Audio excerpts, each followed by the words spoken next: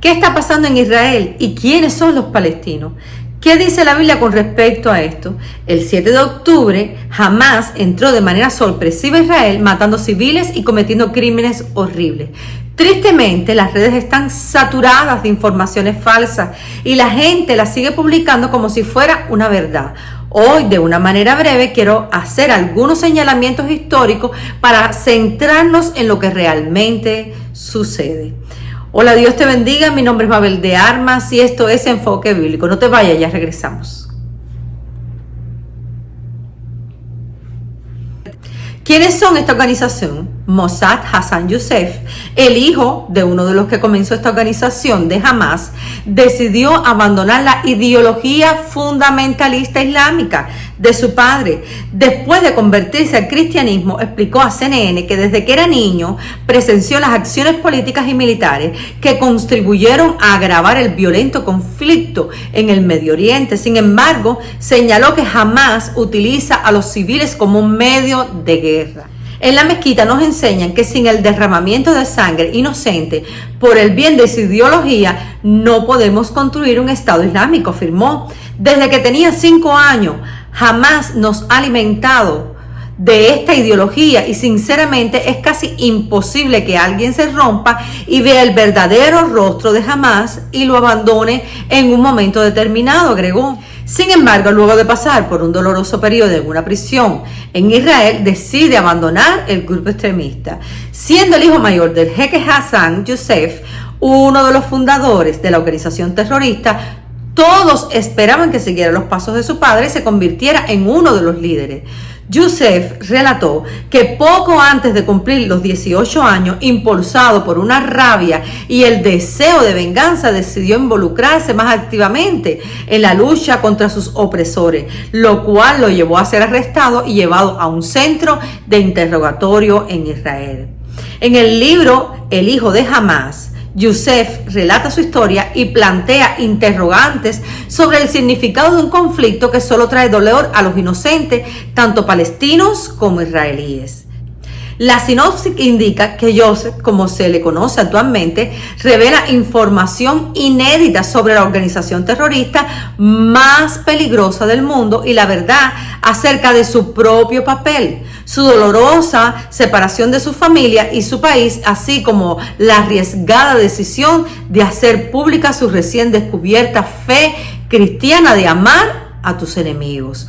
Para él, esta es la única manera de conseguir la paz en el Medio Oriente. Youssef expresó en una ocasión las razones por las cuales optó rechazar los procedimientos empleados por la organización terrorista en la que se crió.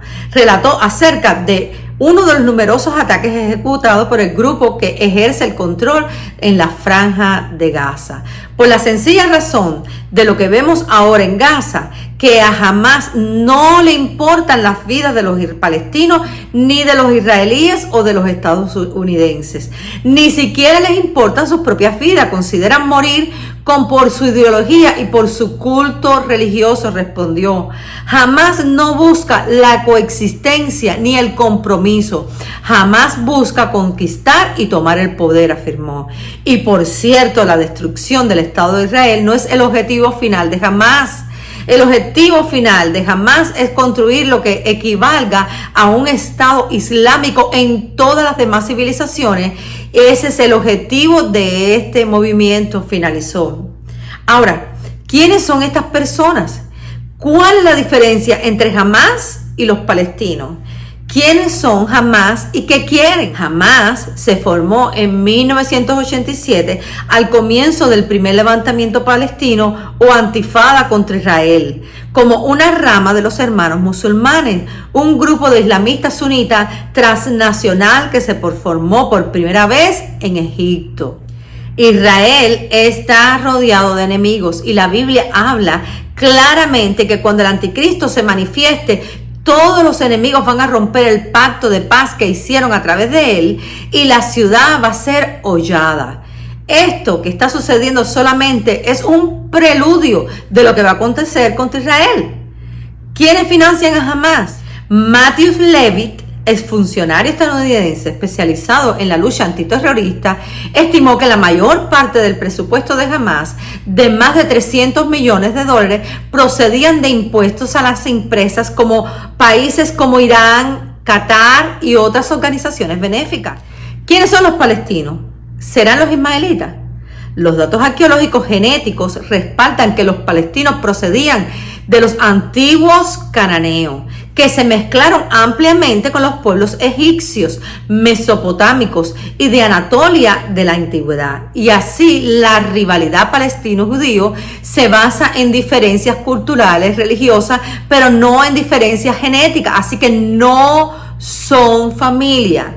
¿Quiénes son en la actualidad los ismaelitas? Ismael fue el hijo que Abraham tuvo con la egipcia Agar por pedido de su esposa Sara. Este no heredó la promesa y fue criado por su madre en el desierto. La Biblia no cuenta que Ismael y Isaac tuvieran después ninguna rivalidad. Se les ve juntos cuando fueron a enterrar a su padre Abraham. Más tarde se les conoce como los edomitas. A Ismael, su madre le toma por esposa a una egipcia. Sus descendientes se establecieron entre las fronteras de Egipto y el Golfo Pérsico. El profeta Mahoma registró que Ismael fue la cabeza de su genealogía. ¿Dónde están los ismaelitas en la actualidad? ¿Cuál es su situación actual? Los modernos ismaelíes, llamados a veces neo-ismaelíes, son alrededor de 15 millones de personas y viven sobre todo en la India, Pakistán, Siria, Tayikistán, en la región de Basaya, en Yemen. Hay quienes comentan de que Palestina lo que está haciendo es pelear contra Israel, que le ha quitado sus tierras, pero eso no es cierto. Jamás no representa a la población, ni tan siquiera les interesa. Y si miramos la historia, ya desde el año 1945 empezaron algunos asentamientos judíos y fueron los mismos palestinos los que les vendieron sus tierras a Israel. Entonces, ¿por qué están pasando estas cosas? Porque estas son las señales de que el tiempo del fin se está acercando. Le preguntaron los discípulos a Jesús: dinos cuándo serán estas cosas y qué señal habrá cuando todas estas cosas hayan de cumplirse. Jesús, respondiéndoles, comenzó a decir: mirad que nadie os engañe, porque vendrán muchos en mi nombre diciendo: yo soy el Cristo, y engañarán a muchos. Mas cuando oigáis de guerras y de rumores de guerra, no os turbéis. Porque es necesario que suceda así, pero aún no es el fin, porque se levantará nación contra nación y reino contra reino, y habrá terremotos en muchos lugares, y habrá hambres y alboroto. Principios de dolores son estos. Marcos 13, del 4 al 8. Entonces, todas estas cosas que están estremeciendo al mundo no nos deberían de sorprender, ya que el mismo Jesús dijo que se levantaría nación contra nación y habría rumores de guerra. Eso es lo que escuchamos, de que un país amenaza a otro, que se podría formar la tercera guerra mundial. Es muy probable de que el anticristo ya esté aquí, que todos estos acontecimientos lo estén preparando para manifestarse. Uno de los engaños más grandes que ha traído el diablo es convencer a muchos creyentes de que el espíritu del anticristo no está operando hoy en día. Los espíritus del anticristo están obrando y un gran engaño está aconteciendo en el mundo.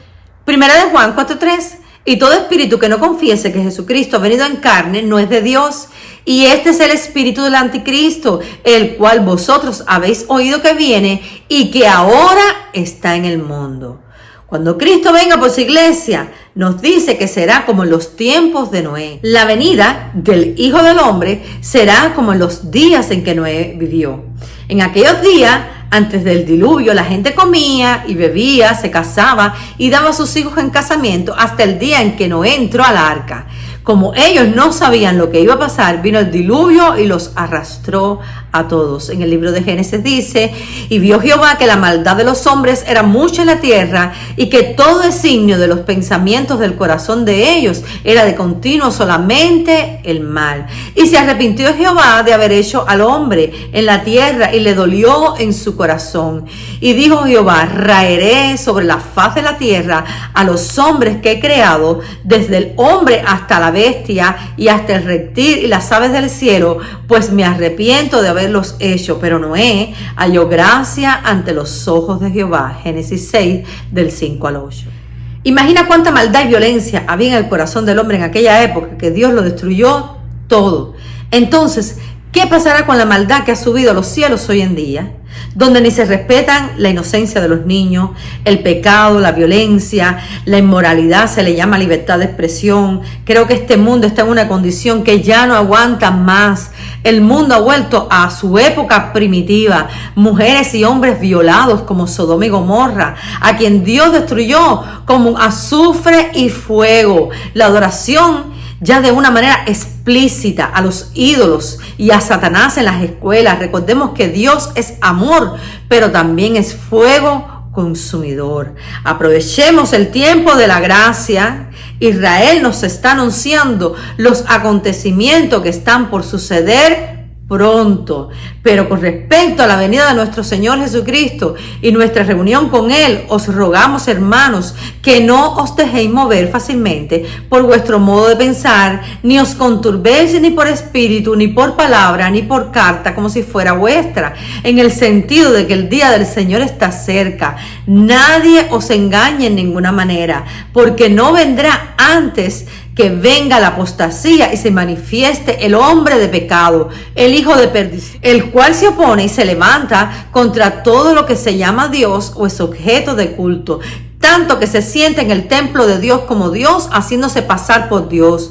¿No os acordáis que cuando yo estaba todavía con vosotros os decía esto? Y ahora vosotros sabéis lo que lo detiene, a fin de que a su debido tiempo se manifieste, porque ya está en acción el ministerio de la iniquidad, solo que hay quien al presente lo detiene hasta que él a su vez se ha quitado de en medio. Segunda de Tesalonicenses capítulo 1 verso del 2 al 6. Cuando la iglesia sea levantada, entonces cuando va a empezar el dolor en la tierra, a tal grado que la gente va a desear morir y no podrá, porque la muerte va a ser quitada.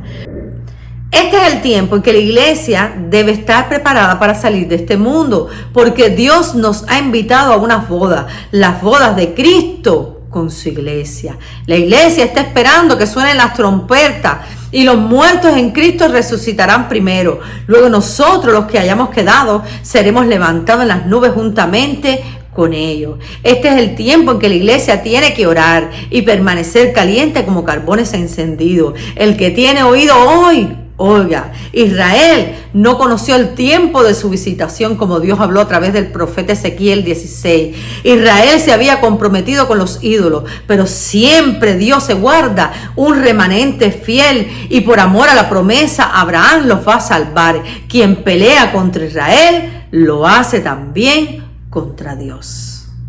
Mi amado hermano, si este video te gustó, suscríbete, dale la campanita para que no te pierdas ninguna de nuestras notificaciones. Dios te bendiga, Dios te guarde. Amén. Y recuerda, Maranata, el Señor viene pronto.